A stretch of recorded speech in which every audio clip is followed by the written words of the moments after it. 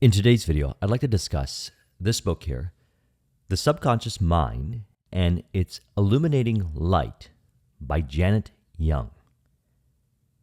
I was looking to discuss a book called Subconscious Speaks, which I am going to discuss in one of the upcoming videos. And interestingly, this book was brought to my awareness. It was written in 1909, and she has some interesting perspectives and insights which further dimensionalize what we've been discussing in regards to autosuggestion and relationship with the subconscious mind. Now, many of you who are students of my Subconscious Mind program recognize that I refer to this as building a relationship with your subconscious mind. As in, the outer world or the expressions are just that, reflections of the subconscious mind. So it is important then to understand what is within. We recognize that there is an infinite world within, where hunches, inspiration, creativity, ideas, desires, and visions are brought to conscious awareness to commit to and bring into existence. Certainly we can look around to see what others are doing, be inspired by others, and we can also go within to discover new, distinct ways of creative expression. Now she says, the mind is magnetic and draws to itself whatever it most earnestly determines. To distinguish its different aspects, the part of the mind in daily use has been termed the objective, and the region that does the deep thinking, the subjective mind. The subjective mind has been proved to be capable of independent action.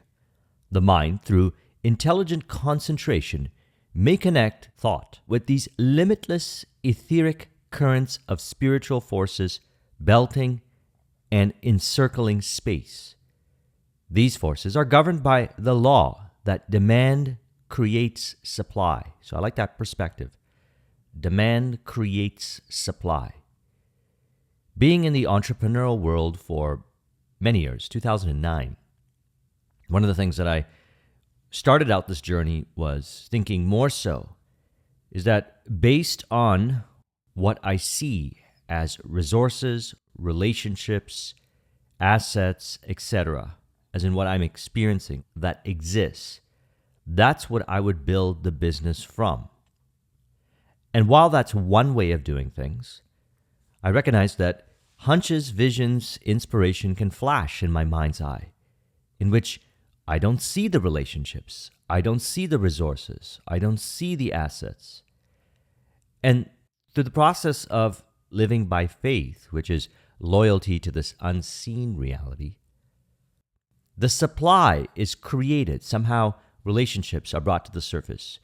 Assets and resources, which we could say were always there, are brought to conscious awareness via the power of the subconscious mind. And she says, to demonstrate mind power, knowledge of this law is essential. We must feel our identity with divine powers through the indwelling spirit. Simply put, what she says is concentration upon ideals. We can say loyalty to the vision.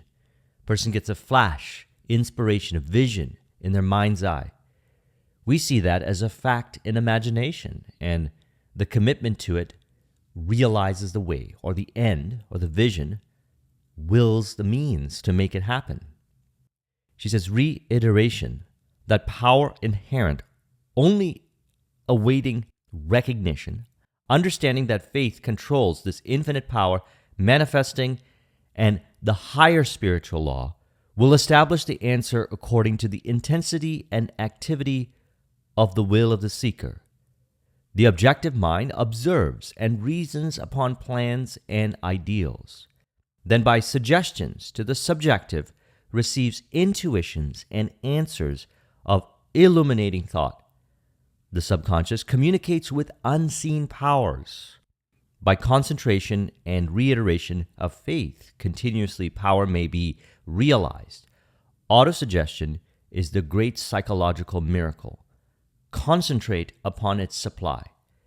So we discuss a lot about the power of autosuggestion.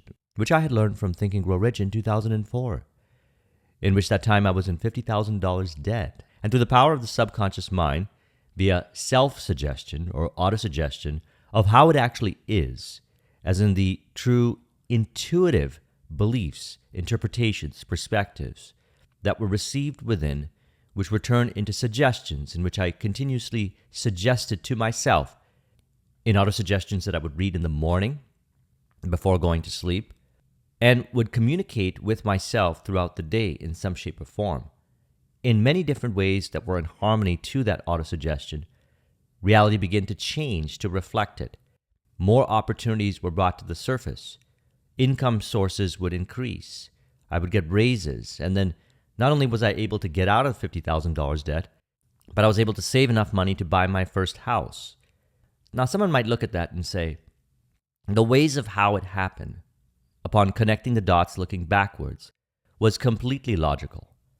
The reality is those are effects. The deep reality of the subconscious mind was just that. Upon commitment, those ways revealed themselves. And so when she says, concentration upon ideals, concentration upon its supply. Now she gives 6 important distinctions here in the book in regards to autosuggestion. So let's discuss it. Number 1, roused into activity by autosuggestion, which is mental conversation with the subconscious and conveys instructions and requests. The subconscious generates and communicates answering replies. Sometimes I refer to this as internal conversation with yourself, inner voice conversation. Napoleon Hill had a way of doing this in Think and Grow Rich called the invisible counsel. There are many different ways of communicating to the infinite world within via the power of inner conversation. Now we see in some mental bodies of work where it is suggested that there are aspects within a person's self that are personified in their imagination, in which a person has a conversation with those aspects to make peace with them. These aspects may be personified in imagination as symbolic representations of certain attributes which a person seems to identify with, such as fear, resistance, shame, in which a person has a conversation with these aspects, personified, let's say, in an invisible counsel. This can also be done from the perspective of ideal attributes that a person wants to integrate within themselves to a higher degree, which is actually based on how they truly are, which again is revealed via the conversation with the subconscious mind and intuition. So then we see the subconscious mind as providing the answers or nuanced distinction, as I've been mentioning in the recent videos, to further encourage the way you truly are. Now, how does this play out? Well, this plays out in our behaviors, in what we say, how we communicate, how we relate with others, how we relate to different aspects in the journey to realizing our vision. The way I happen to do it more often is through internal conversations with myself, such as the autosuggestions that I share at the end of the videos. Number 2, she says, persistency in autosuggestion, reiteration of faith, and acknowledgement of its powers, and self-mastery are necessary. And what I found all throughout reading this book was this idea that one doesn't need to look to this outer world to say, what should they suggest to themselves? As I mentioned many times, certainly we can be inspired by others, what we read in books, what we hear in conversations. We want to recognize more so that there's an infinite world within in which we can pull our true beliefs, ideas, insights, perspectives on how we actually are, and to write these statements down or express them in some shape or form. Certainly I like to do it in these videos. Artistic expression, to further reflect upon that information, autosuggestion, art, whatever it is, music. I've met individuals who work with music to express what is within their subconscious as in the ideal attributes and express it in the music and write their lyrics based on it. And through the repetition of listening to those lyrics and also sharing it with others, changes occur. Because that information is a form of creative, we can say, persistency. I look at persistency as not a force-based way, but a way of how it actually is. Because the reality is we are repeating the same thinking patterns based on what we say when we talk to ourselves, or how we express and reflect upon how we express, as well as the information that is presented to us, which was sourced from within as a result of encouraging certain thinking patterns. Number 3, autosuggestion is the great psychological miracle. So imagine this for a moment.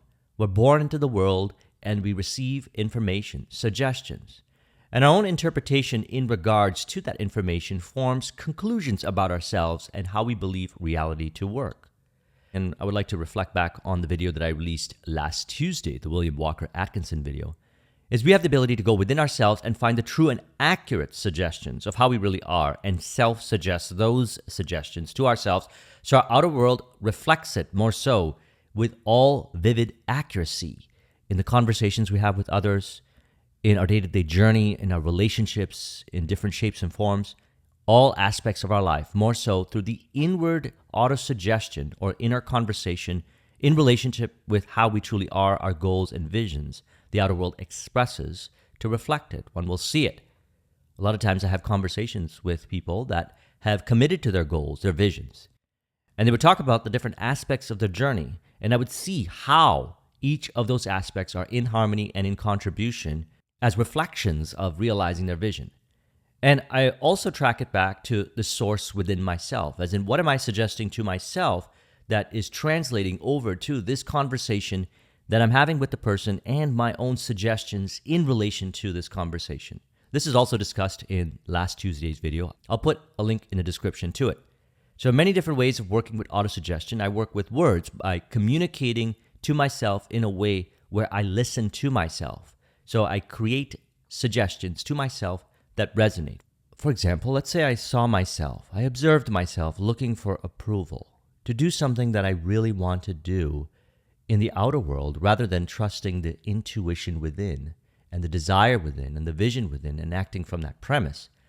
I would say to myself an autosuggestion, which would be a mental conversation with my subconscious. I might say, I recognize more so upon reflection of my experiences that I have each day that I really am looking within for the answers.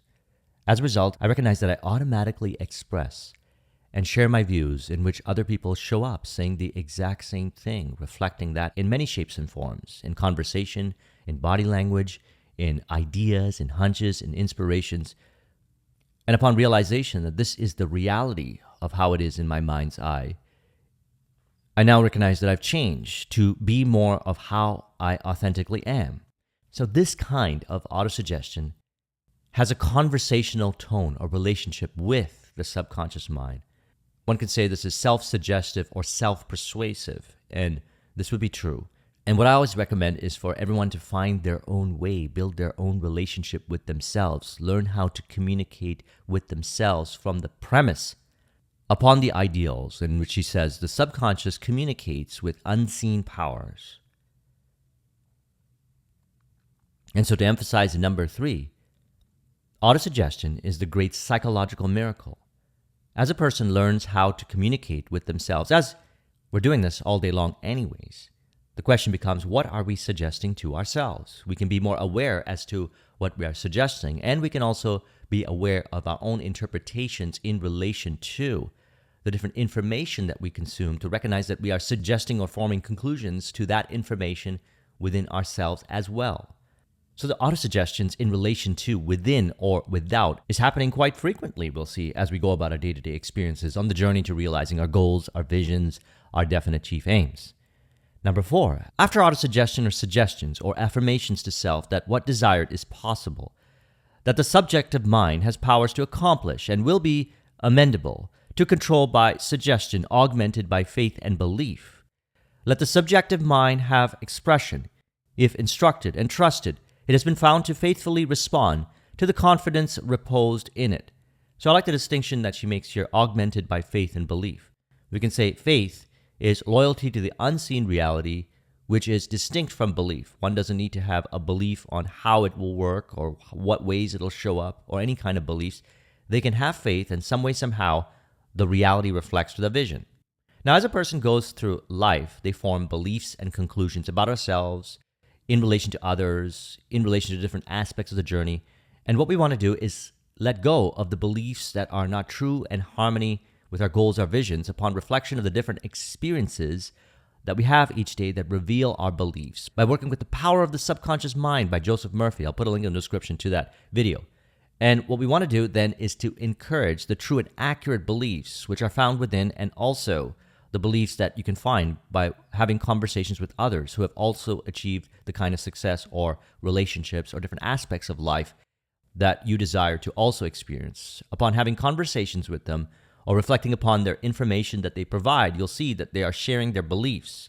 And so we can then integrate these beliefs into who we are, which are actually reflections because we resonate with the beliefs and they're representative of how we truly are in autosuggestion or internal conversation, to the effect, as she says here, let the subjective mind have expression. So we allow the subjective mind, which works in a combination of faith and belief, to have its expression. Allow the subconscious mind to express. We'll find this is easier to do this while we're in flow, which is why I recommend making flow a priority. When a person's in flow, in creative flow, in their artistic endeavors, while they're working on their business, in relationships, in conversations with others, the authenticity of how they truly are, which has been encouraged via autosuggestion, via the mental conversations with the subconscious mind, is seen to express. So then a person is experienced to speak authentically based on how they truly are, what they truly love, what they truly desire. We see this then translated as harmonious relationships, harmonious conversations, and a harmonious way of living which is true and authentic to how a person really is. Number 5, and one of my favorites, autosuggestions given to the subjective mind stimulates into action by imparting it intelligent instructions. So as we've been discussing, body is an expression of mind. That which we perform, that which we do, that which we act is an authentic expression of the state of mind that we're in and the different components in relation to the state of mind. So via the autosuggestions, we bring ourselves back into the state of mind that would be ideal with the relationships, the conversations, our vision, and we allow the subconscious to express from that premise, revealing also the beliefs that we have. Thus, we can further reflect upon those beliefs in our body language, our behaviors, what we say, how we said it, and so forth, to further encourage this process of cause and effect reflection and relationship with the subconscious mind via autosuggestion. Number 6, roused into activity by autosuggestion, intense feeling awakens latent faculties and knowledge of the laws governing the subjective powers, may master and control events. Persistent reiteration proves and reveals the vision. So I love the way she communicates in this book because her communication style is very stimulating and inspiring. She recognizes the individual relationship with the subconscious mind and the importance of finding the distinct way of communicating, building a relationship, and working with the subconscious mind, which by definition is infinite, which thus there are infinity powers and there are infinity ways of relating or relationships with the subconscious mind. I've had many conversations with people who have studied the powers of the subconscious mind and also those that have not studied formally the powers of the subconscious mind, and to the effect that they do and express and live ideally the way they truly desire to live. I'm able to reflect upon in their conversation and actually model that they have found their own distinct way, which is some variation of autosuggestion. For example, I know artists that paint, and their paintings are reflections of ideals of who they truly are. And as they paint and reflect upon, they carry on some kind of inner conversation or feeling-based interaction with the painting. Thus, that is an autosuggestion that's further encouraging those attributes. And they report that after they express their painting or their creative expression, they realize that they have changed, and more accurately put, they have become more of who they are, because they are, through a creative form of expression, autosuggestion through painting, actually further encouraging their ideals, and thus reflect that more so in different areas of their life. They notice their relationships change, and their life changes, or more accurately put, it becomes a reflection of how they actually are. And so what we're really working with here is intuition. We're looking into the world within for how to do things, how to live, how to think, how to be more so. And so she says, intuition proves the presence and power of the subjective mind to manifest the divine powers of the will. Latent energies, undeveloped faculties may be aroused to establish thought communication with inner intelligence inherent in the soul, which may thus accomplish wonders, the unseen causes of the seen effects. Possibilities and miracles are the same, a calm thought. The subjective mind is the guide. Trust in it, believe in it, and thank it. It is living presence always by our side. Its laws may be mastered to guide the daily life. And so this is a way of self-mastery, the conscious use of the two gifts of speech and mind, as stated in the Hermetica. So let's speak about possibilities and how she expands possibilities via this statement. Possibilities and miracles mean the same thing. She says, magical forces are in every individual eager and in the subjective mind ready to serve. The enlightened will and wisdom are first revealed inwardly, dwelling on possible attainment, disclosing spirit, impelling knowledge energy. Practical knowledge may be obtained by observation and experience. And this is the truth about it. Practical knowledge or experience may be obtained by observation and experience. So a person commits to something. They look around and perhaps no one has ever committed to something like that. No one has ever had that idea. It doesn't seem to be apparent in conversations or a distinct way of looking at reality, distinct way of living that others perhaps are not speaking of, or at least within conscious awareness. A person says to themselves, this is how I truly aspire to live. This is how I actually am. And so they commit to it. They suggest to themselves that this is a reality that they will see. I'm open to the possibility. Even if I don't see what I interpret as evidence in the five sensory experience, I do recognize that it is fact in mind, and there is a possibility that it'll show up in a way that I might not know, or I'm open to the possibility of this occurring. What I've seen many times in my own life as a result of encouraging more of this possibility thinking is these miracles appearing of those ideas in existence. I've seen this in all areas of my life. By being open to the possibility of this being a reality, what I notice is I'm able to maintain calmness of mind, and it eventually becomes a reality. And so she has a section called The Central Calm, in which she states, the individual who has thus mastered and controlled self and attained harmony has overcome and is no longer acted upon by his surroundings, but creates his own philosophy of life by recognizing his powers. Now, this is a wonderful thing. Creates his own philosophy of life by recognizing his powers. When we recognize that the world within is infinite and the source of everything, and the attributes and aspects, and we can say powers that we identify with within, are resonant to how we truly are, which is from the perspective of love, and thus the intuitive understandings of how the world works within in relation to, as she says here, practical knowledge obtained by observation and experience, as in bringing your goals, your visions into reality. What we notice, and I've noticed this within myself, will allow us to expand into our own distinct philosophy, which is true and resonant with how we actually are. And what I like to do in this channel is to encourage each person to find their own philosophy that is distinct to how they truly are. And so I put these conversations together to reflect upon my version of finding my internal understandings as a result of the reference experience and reflecting upon this information. And my trust is that you as well find your true and accurate, distinct beliefs, perspectives, and ways of looking at life, which is resonant to how you truly are, and live from that premise. So you can realize, just as the infinite world within is infinite and the source of everything here, you live a limitless, infinite existence as an expression of identification of what is resonant within yourself, upon autosuggestion of those thinking patterns which are true and accurate to how you really are. And this thinking how you really want to think, thinking for yourself, simply put, creates the central calm, because all the expressions of life in the different areas of your life are expressions of that central calm, and you understand your internal world based on your own philosophy, thus recognizing your powers within that are distinct to how you are and allow them to express in all areas of your life. And she says, in the degree that we apprehend, perceive, and exercise this knowledge of the subconscious powers, we will discover and discern new phases of these powers. The power of the mind over the body strengthens the mental and physical energies. Receptivity, recognition, belief, and faith actualizes and vitalizes its supremacy. The soul rises to spiritual exaltation, intellectual insight, and command. We have within us an entirely independent, immaterial principle. It represents an exaltation above the temporal. Power responds to appeal and importunity.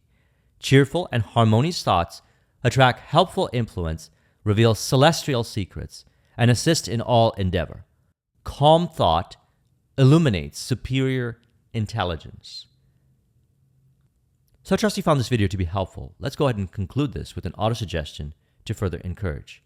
We can say, I recognize that mind is magnetic to that which I suggest to myself, which is true and authentic to how I really am, which draws upon itself earnestly via the powers of the subconscious mind, the different resources, relationships, and different aspects, elements that are in harmony and contribution to making my vision a reality as a result of concentrating upon my ideals, recognizing that the subconscious mind communicates with unseen powers, and upon concentration, the supply is revealed, and thus the demand creates the supply or reveals the supply, roused into activity by the autosuggestions, that which I say to myself in relationship with my subconscious mind via mental conversation, artistic expression, conveys instructions and requests, thus, and the subconscious generates and communicates answering replies, which are in harmony and in contribution to my definite chief aim, my goals, my visions, in relationship with all. If you would like a copy of this mind map, the link is in the description. Thank you very much for watching. I'll talk to you soon. Take care.